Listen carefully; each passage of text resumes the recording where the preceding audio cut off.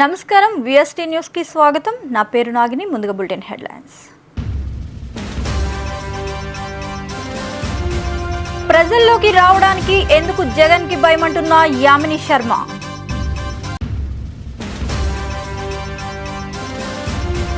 చంద్రబాబు నాయుడు దిగజారుడు వ్యాఖ్యలు చేస్తున్నారని అంబటి ఆగ్రహం.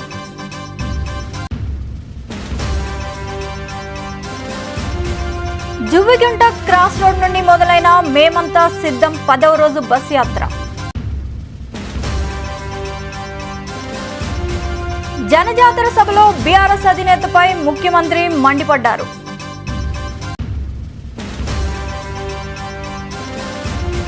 భవన నిర్మాణ కార్మికులతో లోకేష్ భేటీ. సీఎం జగన్ ప్రజల్లోకి రావడానికి భయపడుతున్నారని భాజపా రాష్ట్ర అధికార ప్రతినిధి సాదినేని యామిని శర్మ అన్నారు. ప్రధాని మోదీ చిలకలూరిపేటకు వస్తే 5 పోలీస్ బలగాలు ఇచ్చి జగన్ సొంత జిల్లా కడపకు వెళ్లినప్పుడు 13 పోలీస్ బలగాలను పెట్టుకోవాల్సిన అవసరం ఏముందని ప్రశ్నించారు. రాష్ట్రంలో వైకాపా పాలన సరిగా లేకే జగన్ ప్రజల్లోకి రావడానికి భయపడుతున్నారని యామిని ఆరోపించారు. వారి ఆడపడుచులకే కనీసం సమాధానం కూడా చెప్పనటువంటి స్థితిలో ఉన్న పార్టీ ప్రభుత్వం ఇక రాష్ట్రంలో ఉన్న మహిళలకి ఏం న్యాయం చేస్తుంది? వారికి ఏం సంక్షేమాన్ని అభివృద్ధిని అందిస్తుంది?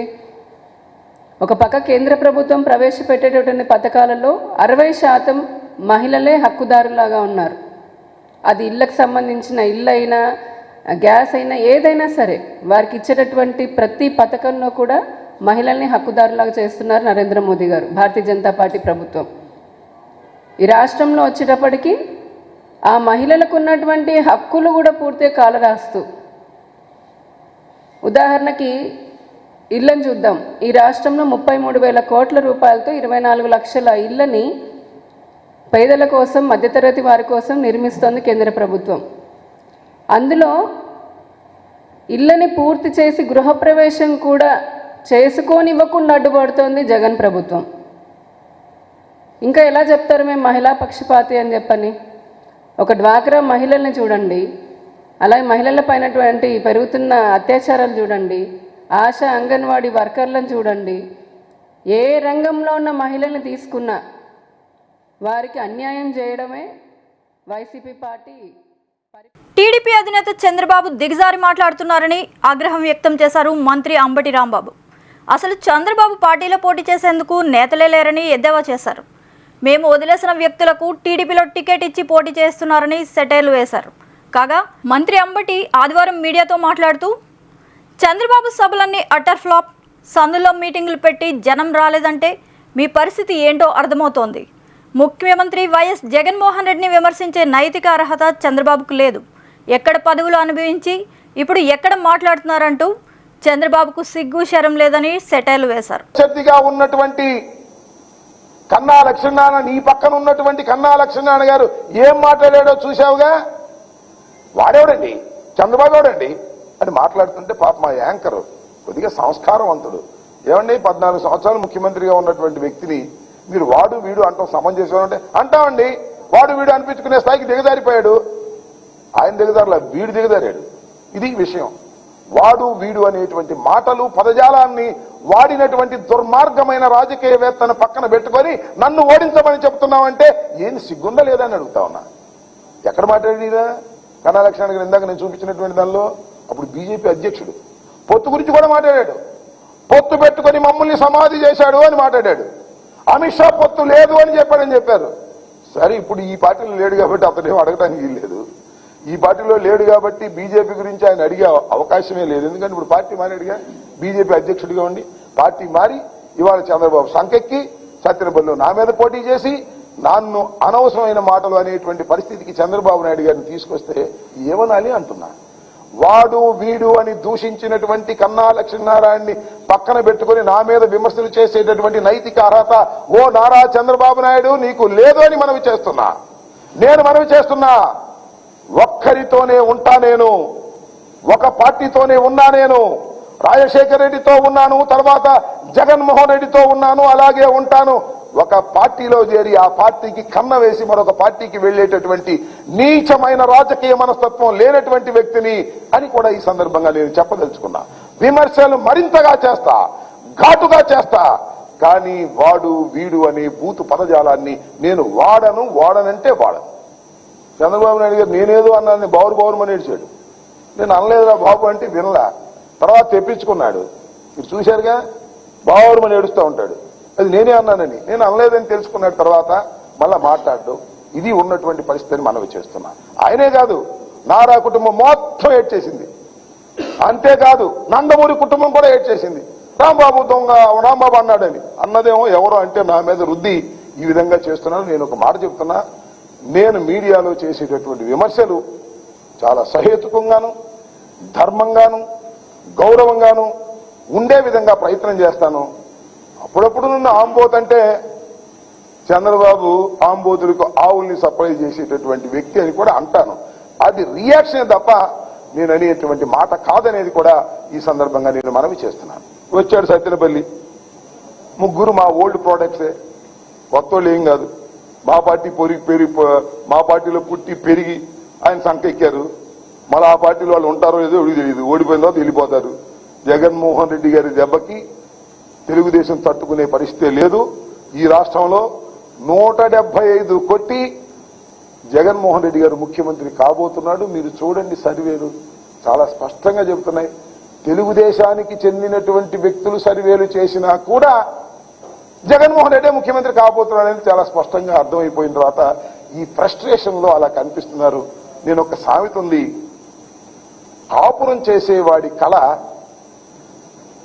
కళ్యాణం అప్పుడు కాళ్ళగోళ్ళు తీస్తారే అప్పుడే తెలిసిపోతారు అనేటువంటి ఒక సామెత ఉంది. నిజంగా ముఖ్యమంత్రి అయ్యేవాడి కళ కోసూలోను సత్తెనపల్లిలోను ఆయనకు వచ్చిన జనాన్ని బట్టే అర్థమైపోతుంది. కుప్పంలో ఆయన గెలవడం కూడా కష్టం. ఇవాళ లోకేష్ చాలా పెద్ద ప్రచారం చేశాడు. ఇది యువగలం అని తిరిగాడు. కనపడ్డే మంగళగిరిలోనే ఉన్నాడు. అక్కడ కొంచెం బయటకు వస్తే గెలుస్తాను గెలవను అని భయం. అతను ఓడిపోబోతున్నాడు. ఇక మా బ్రదర్ సంగతి చెప్పాలి. మా కులపాయన పవన్ కళ్యాణ్ గారు పిఠాపురంలో పోటీ చేస్తున్నాడు. 2 రోజులు ప్రచారం చేస్తాడు, 5 రోజులు పడుకుంటాడు. ఎందుకైనా నీకు రాజకీయాలు నాకు అర్థం కాలేదు. జ్వరం వచ్చిందంట, జ్వరం వచ్చి పడుకుంటాడు. 2 రోజులు తిరగగానే జ్వరం వచ్చింది, ఎండగొట్టింది, మళ్ళీ పడుకుంటాడు, హైదరాబాద్ వెళ్తాడు. ఎందుకు మీకు రాజకీయాలు చెప్పండి, నాకు అర్థం కాలేదు. ఆయన అక్కడ లాక్ అయిపోయాడు. రాష్ట్రం అంతా తిరిగే పరిస్థితి లేదు. చంద్రబాబు నాయుడికి తప్పదు కాబట్టి తిరిగేటటువంటి ప్రయత్నం చేస్తున్నారు. తిరిగి వచ్చి మా మీద విమర్శలు చేస్తాడు. ఇంకా చాలా విమర్శలు చేశాడు నా మీద. ఉర్దూల దగ్గరంట 100 రూపాయలు 200 కాజేశానంట. అట్లా 10 వైఎస్ఆర్ కాంగ్రెస్ పార్టీ అధ్యక్షులు ముఖ్యమంత్రి వైఎస్ జగన్మోహన్ రెడ్డి చేపట్టిన మేమంతా సిద్ధం బస్సు యాత్ర 10వ రోజు జువ్వుగింట క్రాస్ నైట్ స్టే పాయింట్ నుంచి ప్రారంభమైంది. జువ్వుగింట క్రాస్ నుంచి పొన్నలూరు మండలం కె అగ్రహారంలో సీఎం వైఎస్ జగన్కు ప్రజలు బ్రహ్మరథం పట్టారు. పెద్ద అలవలపాడు కనిగిరి మీదుగా పెద్ద అరికట్ల చేరుకున్నారు. భోజన విరామం అనంతరం చిన్న అరికట్ల మోగచింతల మీదుగా కొనకనమెట్ల క్రాస్ చేరుకొని సాయంత్రం బహిరంగ సభలో పాల్గొని ప్రసంగించారు. ముఖ్యమంత్రి రేవంత్ రెడ్డి తుక్కుగూడ జనజాతర సభ వేదికగా బీఆర్ఎస్ అధినేత కేసీఆర్కు హెచ్చరికలు జారీ చేశారు. తమ ప్రభుత్వంపై ఇష్టం వచ్చినట్లు మాట్లాడితే ఊరుకోబోనని, చెల్లపల్లి జైల్లో చెప్పకూడదు తినిపిస్తానని అన్నారు. అధికారం పోయింది, కాలు విరిగింది, కూతురు జైలుకు వెళ్లిందని, మానవత్వంతో ఇన్నాళ్లు మర్యాదపూర్వకంగా వ్యవహరించామని తెలిపారు. రెపరెపలాడించిందో అదే గడ్డ మీద నుంచి మన అభిమాన నాయకుడు శ్రీ రాహుల్ గాంధీ గారు ఈ జాతికి 5 గ్యారెంటీలను అంకితం చేయడం ద్వారా జూన్ 4 తారీఖు నాడు రాబోయే ఎన్నికల ఫలితాలలో ఇండియా కూటమిని గెలిపించి జూన్ 9 తారీఖు నాడు ఢిల్లీలో ఎర్రకోట మీద మువ్వన్నెల జెండా ఎగరేయడానికి ఈ రోజు వారు ఇక్కడికి రావడం జరిగింది. మిత్రులారా, ఉత్తర తెలంగాణ నుంచి గోదావరి నది, దక్షిణ తెలంగాణ నుంచి కృష్ణా నది పోటెత్తి తుక్కుగూడలో సునామీని సృష్టిస్తే ఎట్లా ఉంటుందో వందలు వేలు లక్షలలో కాంగ్రెస్ పార్టీ కార్యకర్తలు రాజీవ్ గాంధీ ప్రాంగణం తుక్కుగూడలో కదము తొక్కితే ఆనాడు బీఆర్ఎస్ ను తుక్కుగా ఎట్లా మళ్ళీ ఈరోజు అదే ఉత్సాహంతో, అదే ఊపుతో, అదే పట్టుదలతో ఈ తుక్కుగూడ నుంచి భారతీయ జనతా పార్టీని తొక్కడానికి కదం తొక్కినందుకు మీకందరికి మనస్ఫూర్తిగా హృదయపూర్వకంగా నమస్కారాలు తెలియజేస్తున్న మిత్రులారా, 7 అంతస్తుల మేడ బలంగా ఉండాలంటే పునాదులు బలంగా ఉండాలి. తెలంగాణ రాష్ట్రమే కాదు, దేశ రాజకీయాలలో కాంగ్రెస్ పార్టీ అధికారంలోకి రావాలి అంటే కార్యకర్తల పునాదులు బలంగా ఉండాలి. తండాలలో, గూడాలలో, మారుమూల పల్లెల్లో, పట్టణాలలో మీలాంటి లక్షలాది మంది కార్యకర్తలు కాంగ్రెస్ పార్టీ సైనికులై 100 అంతస్తుల మేడలను నిర్మించాలన్నా మీరు సైనికులుగా నిలబడి కొట్లాడినప్పుడే పార్టీ నిలబడుతుంది. ఎన్ని కష్టాలు వచ్చినా, ఎన్ని నష్టాలు వచ్చినా, ఎన్ని కేసులు పెట్టినా, ఎంతమంది జైల్లో పెట్టినా మీ రక్తాన్ని చెమటగా మార్చి మీ ఊపిరినైనా వదిలిండ్రు గాని ఈ మువ్వన్నెల జెండా వదలలేదు. మీ శ్రమతోనే, మీ కష్టంతోనే, మీ త్యాగంతోనే ఈ తెలంగాణ రాష్ట్రంలో ఇందిరమ్మ రాజ్యం ఏర్పడ్డది. ఇందిరమ్మ రాజ్యంలో మంగళగిరి నియోజకవర్గం చిర్రావూరు, ప్రాతూరు, గుండిమెడ, పెదకొండూరు, గొడవరు గ్రామాలకు చెందిన ఇసుక ముఠా కార్మికులతో టీడీపీ జాతీయ ప్రధాన కార్యదర్శి నారా లోకేష్ ఉండవల్లి నివాసంలో భేటీ అయ్యారు. ఈ సందర్భంగా లోకేష్ మాట్లాడుతూ జగన్ పాలనలో మొదటి బాధితులు భవన నిర్మాణ రంగం కార్మికులేనని అన్నారు. ప్రజాప్రభుత్వం అధికారంలోకి వచ్చాక నిర్మాణ రంగానికి గత వైభవం చేకూరుస్తామని హామీ ఇచ్చారు. జగన్ పాలనలో ఇసుక అందుబాటులో లేకుండా చేయడం, అమరావతి నిర్మాణ పనులు నిలిపివేయడంతో కార్మికులు ఎన్నో ఇబ్బందులు ఎదుర్కొంటున్నారన్నారు. అంటే ఒక పాజిటివ్ నిర్ణయం. కానీ జగన్మోహన్ రెడ్డి గారు తీసుకున్న మొదటి నిర్ణయం ప్రజావేదిక కూల్చడం తల్లి. అక్కడి నుంచి విధ్వంసం మొదలుపెట్టారు, అడుగడుగున ఇబ్బంది పెట్టారు. దాని తర్వాత 3 ముక్కల ఆటలు ఆడటం మొదలుపెట్టారు. ఆఫ్రికాని ఎవరిని ఆదర్శంగా తీసుకుంటారండి? అలాంటిది ముఖ్యమంత్రి గారు ఆఫ్రికాని ఆదర్శంగా తీసుకుని 3 రాజధానులు అన్నాడు. కర్నూలులోకి ఇటుకేశాడా? లేదు. అమరావతి సర్వనాశనం చేశాడు. విశాఖపట్నంలో ఒక్క పని చేశాడు తల్లి. అది 500 కోట్ల రూపాయలు ఖర్చు పెట్టి ఆయన ఉండేదానికి ఒక ప్యాలెస్ కట్టుకున్నాడు. ఈ రోజు దాని గురించి కూడా చెప్పాలి తల్లి. ఋషికొండ గురించి కూడా చెప్పాలి. ఈ ప్రభుత్వం చేసింది తప్పు అని కేంద్ర ప్రభుత్వం 3 ఆప్షన్లు ఇచ్చింది. ఈ ప్రభుత్వానికి 200 కోట్ల రూపాయలు పెనాల్టీ కట్టండి, లేదంటే సగం భవనాలు తొలగించండి. ఈ 2 చేయకపోతే మొత్తం మేమే తీసేస్తామని ఏకంగా కేంద్ర ప్రభుత్వం ఈరోజు చెప్పే పరిస్థితి. అంటే ఒక్క వ్యక్తి బతికేదానికి 700 కోట్ల రూపాయలు మన డబ్బులు ఖర్చు పెట్టి ఇల్లు కట్టుకున్నాడు. ఏమా అదే డబ్బులు ఖర్చు పెట్టి ఉంటేనా మంగళగిరిలో మనకి ఈరోజు మూసీ నది ప్రాబ్లం ఉండేది కాదు, తాగునీటి సమస్య ఉండేది కాదు, నిరుపేద కుటుంబాలందరికీ ఇల్లు కట్టే పరిస్థితి ఈరోజు. అంటే ఆయనకి ఊరూరు ప్యాలెస్లు కట్టుకుంటాం తప్ప ప్రజలకు ఒక్క ఉద్యోగం కల్పిద్దాం, ఉపాధి కల్పిద్దాం అన్న ఆలోచనలు ఆయన లేనే లేడు. ఎవరో తెలుసమ్మా? ఆల రామకృష్ణారెడ్డి గారు. వాస్తవంగా ఆయన రాజకీయాలకు ఎందుకు వచ్చాడు నాకు తెలీదు. ఆయన సినిమాల్లోకి వెళ్ళుంటేనా బాలబాబు గారికి పవన్ అన్నకి భలే పోటీ పడేవాడు. అంత అద్భుతంగా నటిస్తాడు. మొన్న వైకాపాని తిట్టాడు, నిన్న తెలుగుదేశం పార్టీని తిడతాడు, రేపు ఏ పార్టీని తిడతాడు ఆయనకే తెలియదు. ఆయన రోజుకు ఒక మాట మాట్లాడతాడు. నిన్న అపర్ణకి వెళ్ళి, కరెక్ట్గా నిన్న కాదు ఒక 5-6 రోజుల క్రితం అపర్ణ దగ్గరికి వెళ్ళి ఇట్లనే కార్యక్రమం పెట్టుకున్నారు. అక్కడ ప్రజలు పరిశ్రమలు ఏంటి, అభివృద్ధి ఏంటి అని అడిగితే అసలు మంగళగిరికి ఒక్క పరిశ్రమ రాదు అని తేల్చి చెప్పేశాడు. తెలుగు ఒక్క కంపెనీ కూడా రాదంట. ఇక్కడ ఫౌండేషన్ వేసేదానికి ఎక్కువ ఖర్చు అవుతుంది. కరెక్టే, ఖర్చు అవుతుంది, దాని సందేహం లేదు. కానీ కాంటినెంటల్ కాఫీ ఎలా వచ్చింది తల్లి? కోకోకోలా ఫ్యాక్టరీ ఎలా వచ్చింది? నేను ఐటీ శాఖ మంత్రిగా ఉన్నప్పుడు మంగళగిరి ఆటో నగర్కి అనేక ఐటీ పరిశ్రమలు తీసుకొచ్చా అవి ఎలా వచ్చినాయి తల్లి? అంటే ఆ పైన ఒక నటుడు, కింద బ్రహ్మానందం లాగా ఈయన ఒక నటుడు. ఈరోజు అది పరిస్థితి. మంగళగిరి గారికి 10 సంవత్సరాలు, కాండ్రు కమల గారికి 5 సంవత్సరాలు అవకాశం, రామకృష్ణారెడ్డి గారికి 2 సార్లు, అంటే 10 సంవత్సరాలు అవకాశం ఇచ్చారు. ఒక్కసారి ఆలోచించమని. మా ప్రతిపక్షంలోనే మనం ఇంత అద్భుత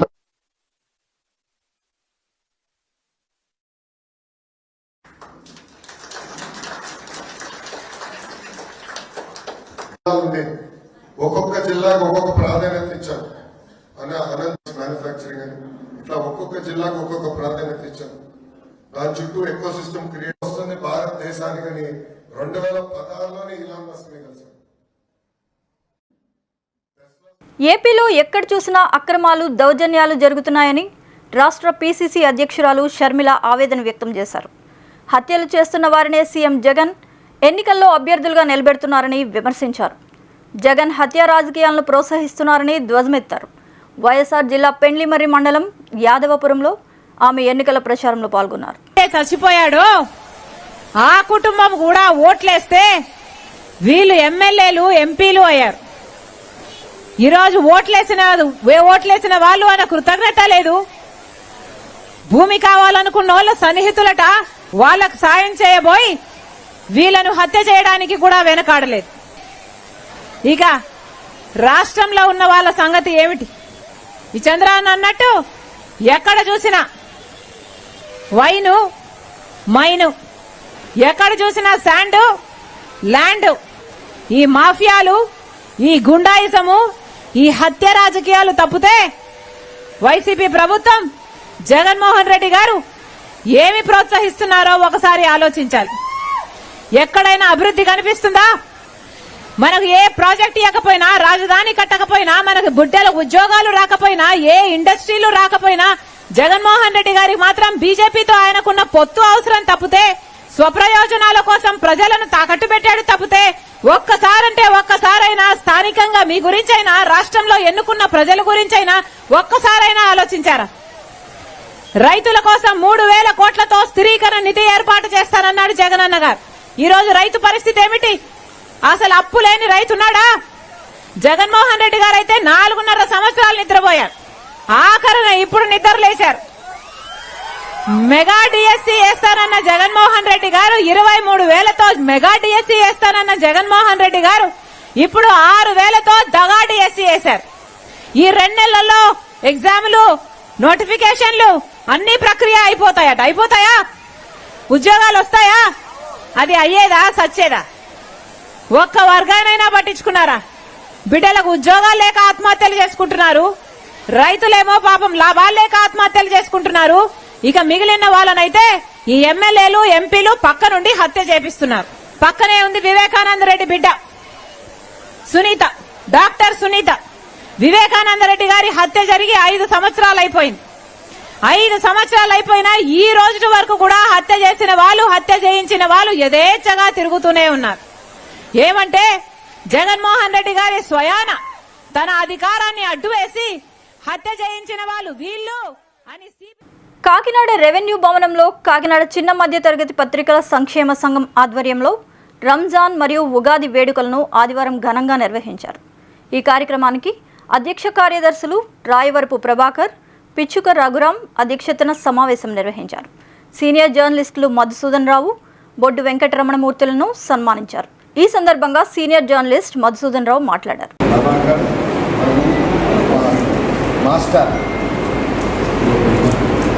మాస్టర్ వీళ్ళంతా కలిపి నేను పట్టించి చేశాను.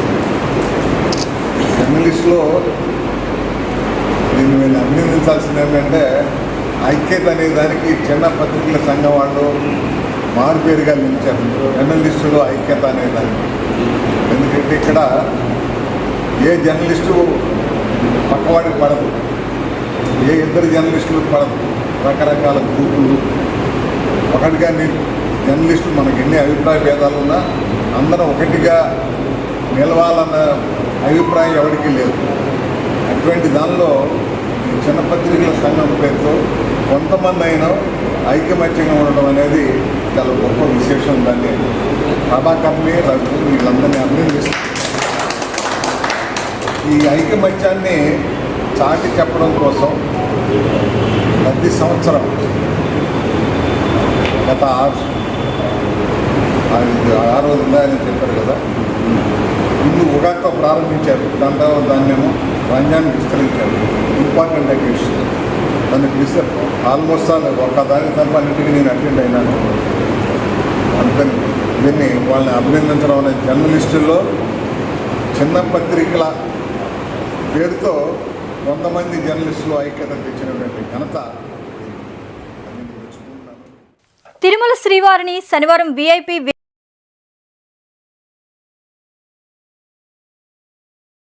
విరామ సమయంలో సినీ నటుడు డైరెక్టర్ రవిబాబు తెలంగాణ ఎమ్మెల్యే గూడెం మహిపాల్ రెడ్డి దర్శించుకున్నారు.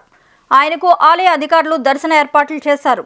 అనంతరం ఆలయ రంగనాయక మండపంలో వేద పండితులు వేద ఆశీర్వచనం చేయగా ఆలయ అధికారులు పట్టు వస్త్రంతో సత్కరించి తీర్థ ప్రసాదాలు అందజేశారు. అద్దాల మండపం వద్ద లడ్డూ ప్రసాదం స్వీకరించారు. సింగరేణిలో బొగ్గు గనులపై ప్రైవేటీకరణకు వ్యతిరేకంగా ఓసీపీల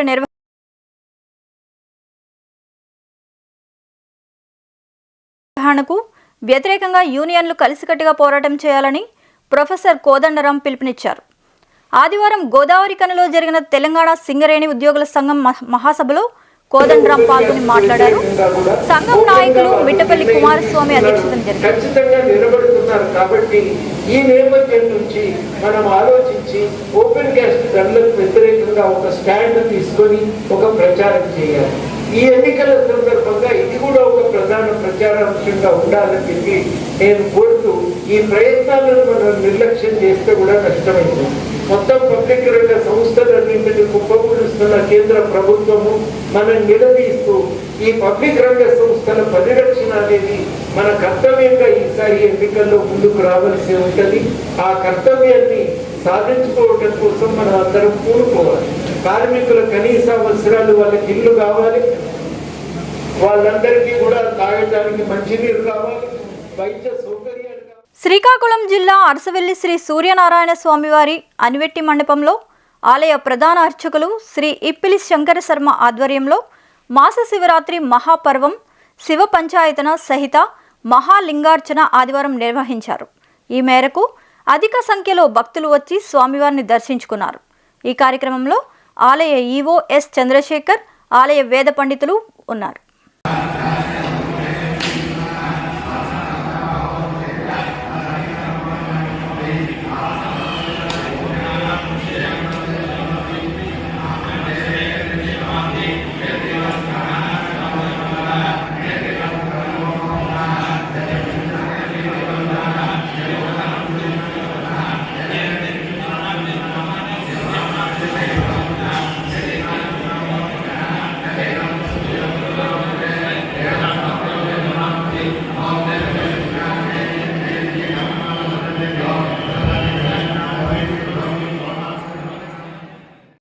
జనసేనానిపై ప్రశంసల వర్షం కురిపించిన భీమిలి ఉమ్మడి కూటమి అభ్యర్థి గంటా శ్రీనివాసరావు.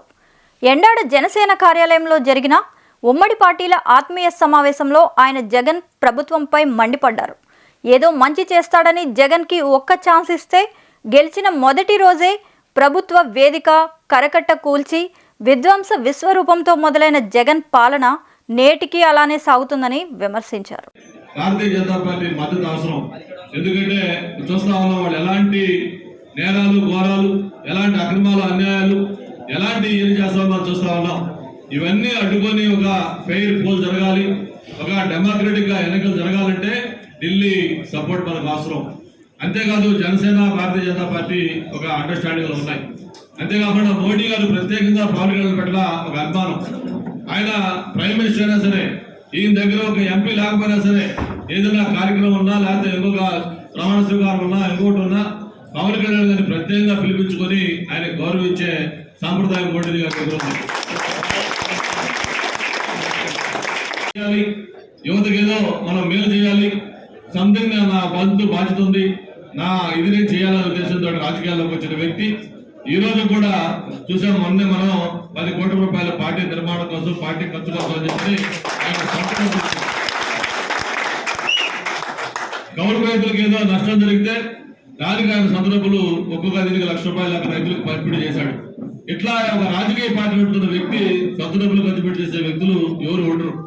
అటువంటి పవన్ కళ్యాణ్ గారు ఒకటి ఆలోచించారు, ఏంటి ఆంధ్రప్రదేశ్ రాష్ట్రం ఒకప్పుడు ఎలా ఉండేది, ఇదేంటి ఇలా అయిపోయింది జగన్మోహన్ రెడ్డి నాయకత్వంలో, దీనికి మనం చలంగతం పాడాలి, దీనికి మనం ఫుల్ స్టాప్ పెట్టాలంటే ప్రతిపక్ష పార్టీలకు ఏదైతే ఉందో ప్రభుత్వ వ్యతిరేక ఓటు అది అనేది చీలకూడదు. ఖచ్చితంగా ప్రభుత్వ వ్యతిరేక ఓటు మొత్తం కూడా ఒక కూటమిలాగా ఏర్పడితేనే అవన్నీ ఒక పార్టీకి వస్తాయి. లేదంటే ప్రభుత్వ వ్యతిరేక ఓటు 2-3 పార్టీలకు చీలిపోతే మళ్ళీ దుర్మార్గ ప్రభుత్వం వచ్చేస్తుంది, మళ్ళీ రాష్ట్రానికి కీడు జరుగుతుంది. కాబట్టి నా వంతు బాధ్యతగా ఆ ఓటు చీలకుండా చేయాల్సిన బాధ్యత నేను తీసుకుంటానని చెప్పని ఆయన ముందుకు రావటం. అయితే అనుకోకుండా ఏదైతే రాజమండ్రి జైల్లో చంద్రబాబు గారిని పరామర్శించు వస్తూ ఇప్పుడు కూడా మనందరికీ కళ్ళ ముందు ఆ దృశ్యం కనిపిస్తా ఉంది. ఆ జైల్లో నుంచి బయటకు వస్తా ఉన్నారు పవన్ కళ్యాణ్ గారు. ఒక పక్క లోకేష్ బాబు, ఇంకో పక్క బాలకృష్ణ, మధ్యలో పవన్ కళ్యాణ్ నడుస్తూ వస్తుంటే అందరూ కూడా ఈ రాష్ట్ర ప్రజలందరూ కూడా ఆశగా పవన్ వైపు చూశారు. ఏంటి రాష్ట్రానికి ఈయన ఏమి పరిష్కారం చేయబోతా ఉన్నాడు, జగన్మోహన్ రెడ్డి గారికి ఎలా ఒక చలంగతం పాడే మార్గం ఆలోచిస్తా ఉన్నాడని ప్రజలు ఆయన వైపు ఆశగా చూస్తా ఉంటే అప్పుడే ఆయన ఒక మహత్తరమైన నిర్ణయం తీసుకున్నాడు. ఆయన మిగతా రాజకీయ నాయకులు అయితే ఆ సిచ్యువేషన్ అడ్వాంటేజ్ గా తీసుకునేవాళ్ళు. తెలుగుదేశం పార్టీ నాయకుడు అరెస్ట్ చేసి జైల్లో ఉన్నారు, క్యాడర్ కన్ఫ్యూజన్ లో ఉన్నారు. ఇటువంటి సమయంలో మామూలు రాజకీయ నాయకులు అయితే దాన్ని అవకాశంగా తీసుకొని వేరే రకంగా నెగోషియేట్ చేసి దాన్ని అడ్వాంటేజ్ తీసుకునేవాళ్ళు. కానీ మన పవన్ కళ్యాణ్ గారు అటువంటి అవకాశవాద రాజకీయ నాయకుడు కాదు, ఆయన నిజమైన ప్రజాసేవకుడు. సందీప్ నాకు మా బాబు రవి రాఘవ్, తను కూడా దాదాపు అదే ఏజ్ లాంటి సందీప్ కూడా, తను కూడా అలాంటి భావంతో నేను చూస్తాను. అంతేకాదు మాకు తన పాలిటిక్స్ రాకముందు నేను మొట్టమొదటిసారిగా 2012లో ఉమ్మడి రాష్ట్రానికి మంత్రిగా అయినప్పుడు ఇక్కడ రామానాయుడు స్టూడియోలో సంకల్ప సేవా సమితిలో ఒక ఆర్గనైజేషన్ సన్మానం పెట్టి మంచి భారీ బైక్ ర్యాలీ పెడితే ఆ భారీ బైక్ ర్యాలీకి లీడ్ చేసింది సందీప్. మరిన్ని అప్డేట్స్ కోసం please subscribe our channel VST news.